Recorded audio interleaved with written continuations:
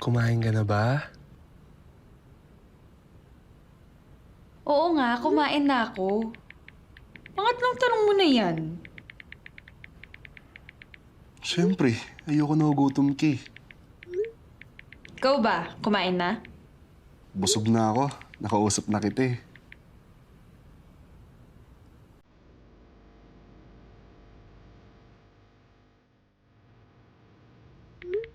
Dami mo siguro sinasabihan yan, no?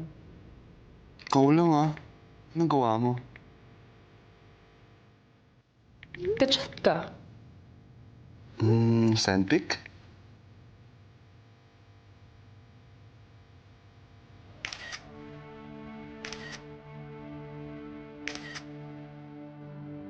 Ayan na. Ganda mo talaga. Alam ko na yan. Hangout naman tayo. Kakasawa na puro chat na lang eh. Tsaka na lang pag wala na si Daddy. Seriously? Strict ang daddy mo? Tsaka hangout lang naman. Hindi ka ba busy sa business mo? Marami akong staff for that. Para lahat ng attention ko, nasa sayo.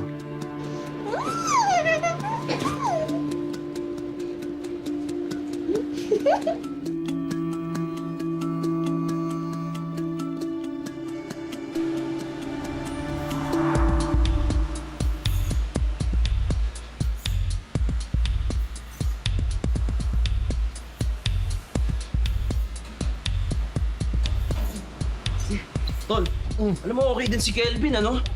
Kung lagi niya tayong pahihiramin ng gamit, edi ayos, okay siya. Dito Ram, no? Ito yung bayad niya sa lahat ng utang niya sa akin. Ganun ba? Ayos pa rin, Tol.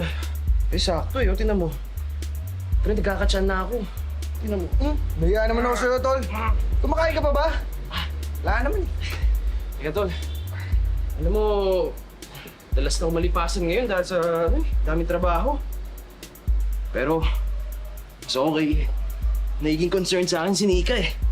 Alam ko ba out ka na kasi nga may boyfriend, di ba? Bakit? Masama bang maging abangers? Oo!